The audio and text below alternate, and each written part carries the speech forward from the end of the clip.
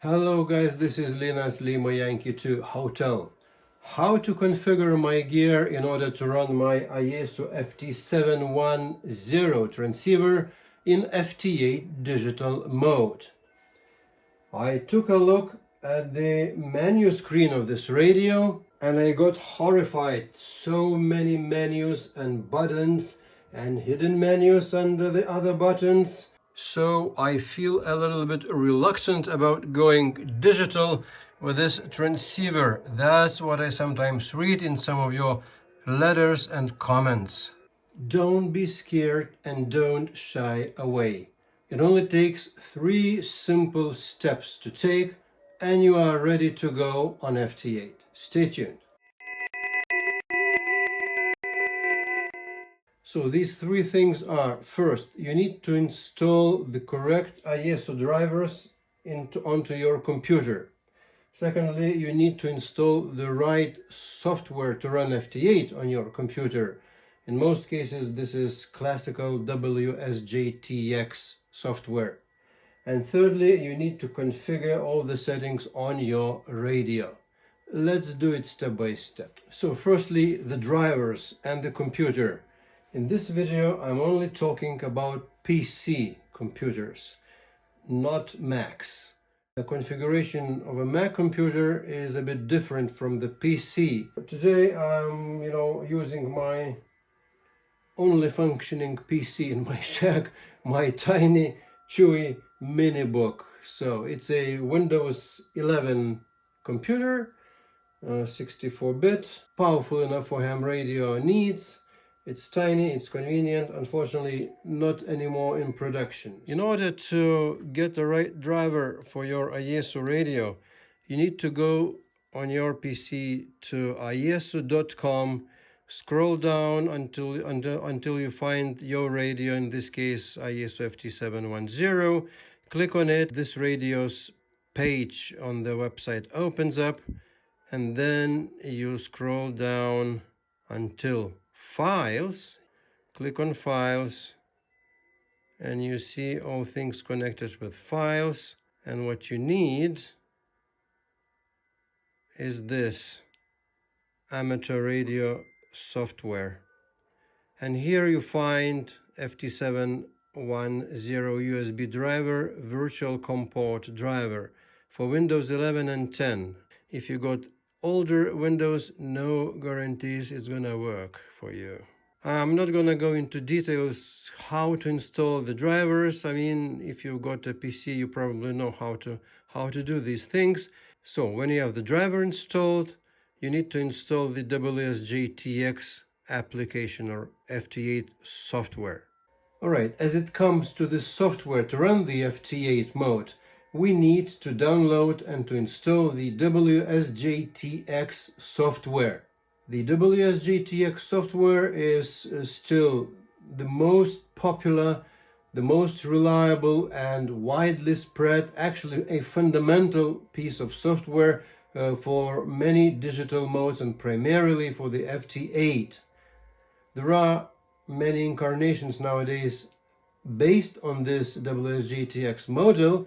The original WSJTX is the best to start with, just my personal opinion. WSJT-X, enter. So, and you are provided with the offer of homepage of this software. You go there and you are in this WSJTX software website. So here on this website you'll find all the information concerning the installation and everything. So I'm not going to go into details on how to install this particular piece of software on your computer, but it's self-explanatory and very well described in this manual. So you go there and you read it, and you'll do that very easily. So 2 things out of 3 done. Now what's left? The most scary thing, the radio. To configure the FT710 to work on FT8, you probably need, to set something like 17 different settings. But don't go away. keep on watching. It's very easy to do. You don't need, to do these 17 separate settings. It's just one button, which is enough to push. So here we see the main operation window of the Radio FT710 on the big screen. And I'm going to use the mouse, the normal ordinary mouse, which is also could be connected to the radio. You click on the modes button here, and the modes page opens. And here is the magic button in the right down corner of the screen, the preset. You can switch it on and off, on and off. So when it's blue, it's on. When it's gray, it's off. If you keep it, if you press and hold the button for some time, you will get the presets menu open. So now click and hold. Oops, yes. And here we see the 5 sets of different presets available on this radio. There are 5 options offered for us to have and to configure in the way we want. So of course, to navigate the menus on the FT710, you can use your finger or your computer stick, whatever you call it. If you push and keep on preset, the preset window opens. If we go to preset number 1, so I called it FT8. You can change the name if you press and hold this line here. You can enter by using this keyboard. You can enter whatever name you want. The idea of these presets is exactly, to have all the parameters, all the specs you need for your specific operation under one button's press. In preset number 1 here, which is FT8 in my case, all these numbers here, all these figures and these specs, they are preset by the factory. As it comes from the factory, we have 5 sets of different specs, but these different are not different indeed, they are all the same as it comes from the factory. So if you need to change something, you can change it, and then it's gonna be saved. For instance, in preset 2 in my case, if we go there, you see I gave it a name preset 2 N1mm. N1mm is my contest logger. There are some things which are a little bit different from what you need to run the FT8. So, for instance, the Cat1 timeout timer, I needed to have 1000 milliseconds for my N1mm logger application, and well, you can choose it. When it's white, it means it's not default. When it's yellow, it's default, and you have the arrows, and you can choose the parameters. If I choose to be at preset number 2 active, then when the button is active, the preset number 2 is so to say chosen. If I go to preset number 1 and then go back, so then it's preset number 1. All right, that's actually it about the setting, the parameters, the configuration on the transceiver YAESU FT710. So now, as we have the transceiver set, the software and the drivers installed, we can try, go FT8. But of course, you see the cables. You need to connect, of course, the radio and the computer, together. All this connection on this radio is done by the means of one single USB cable. That's a very good feature of all modern SDR, especially transceivers. You don't need to mess with all these, modems and external sound cards, whatever, and extra wires going from your radio to your computer, another wire going from your computer to your radio again for the CAT control. All these wires and cables may be, influenced by the RF in the shack effect, all the troubles, Here you only need one cable, the type of AB cable. So USB-B, this one square, goes to the radio side, and type A of the USB cable, which goes, of course, into the computer. So this type of cable used to be called the printer cable, because the printers massively were equipped with this type of square, the type B USB connector. And nowadays everything's, is switching to the USB-C type, which is very convenient, of course. But still, many things are still needing this type of old style of USB-B to USB-A cable, and it works very, very good, no problems.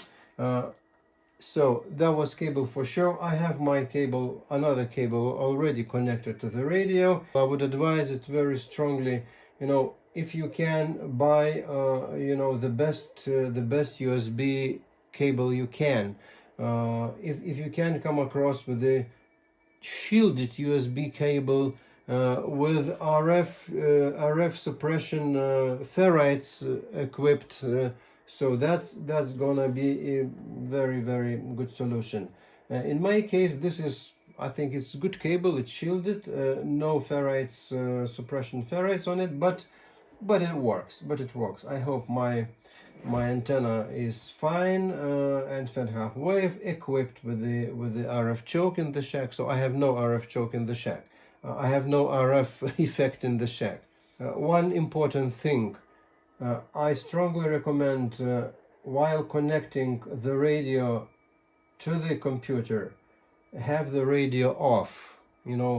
All these USB connectors and ports, they don't like, so to say, hot switching on and off. So on the safe side, I always have the radio off. Then you connect to the computer, and then the radio after you connect it, and then only turn the radio on. Because if you do otherwise, if your computer is off and you first turn the radio, the PTT will engage and you will have radio transmitting just, without doing nothing with the computer off. Now we connect it to the USB 3 port here. You hear the sound to-ding, the radio on. So now, as we have radio connected to the computer, you remember the drivers, YAESU drivers we've installed. So now it's a good time to check if these drivers are installed. Okay, you can only know this while the radio is on and connected to the computer. So for that, on my Windows 11, you need to right-click the Windows logo sign, and then you need to scroll up to the device manager. It's here.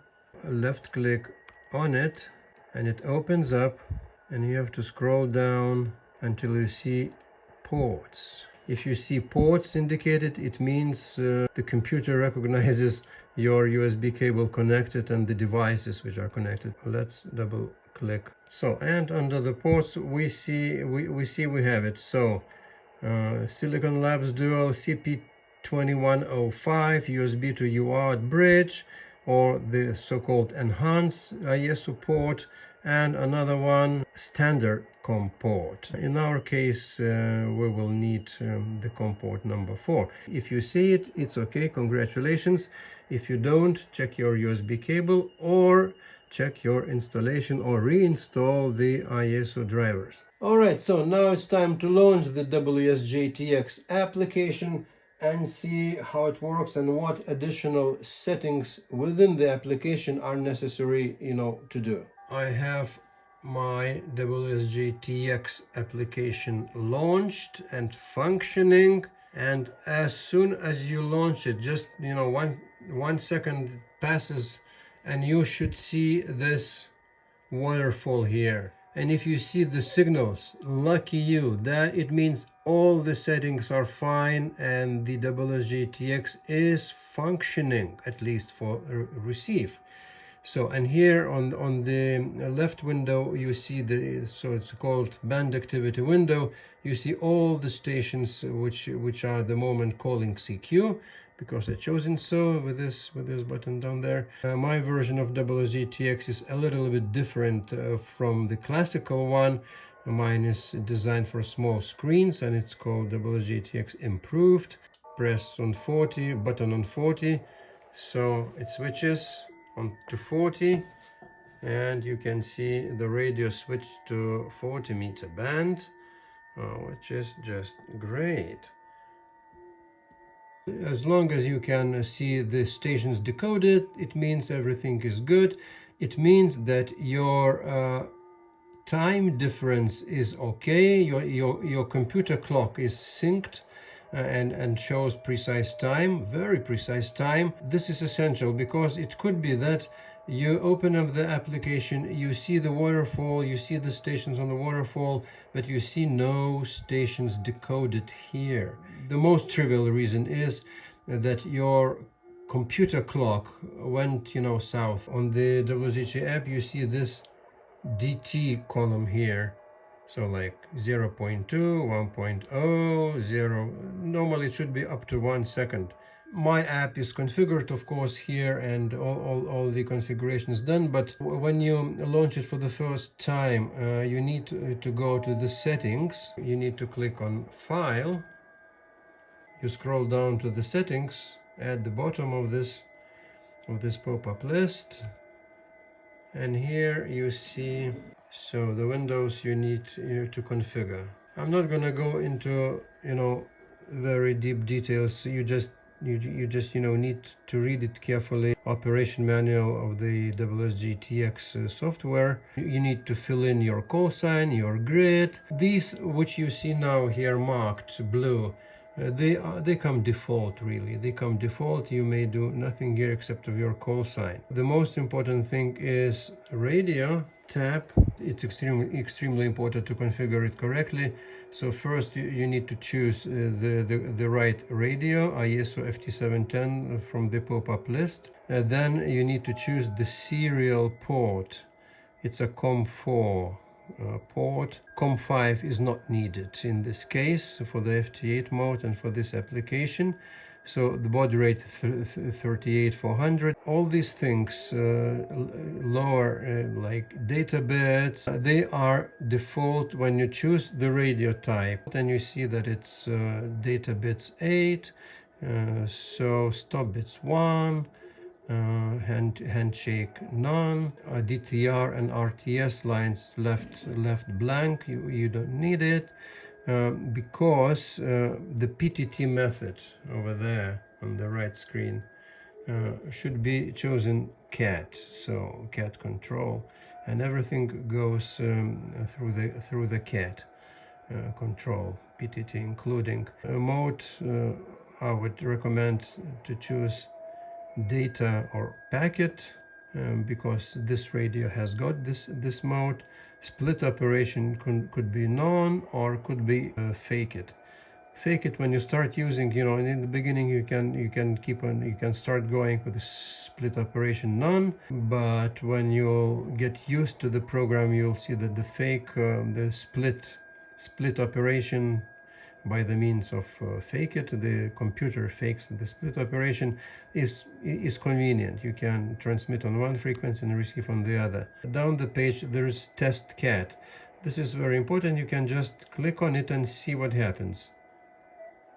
It's green. Yes, my cat is working.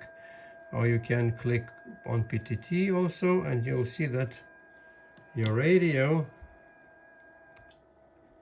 you see, your radio here, PTT is on. And when I click it again, it's off. Just great. The cat control is functioning. That's very good. When you have this, it's you lucky you. So now to be finally lucky, you need to go to the audio tab. Go to the audio tab, and here you see two important things to do. Here we see the sound card input and output. So you need to choose the input microphone, would be microphone, but it should be USB audio device, because it's exactly the name of the transceivers, the radio's sound card, which is integrated into the radio.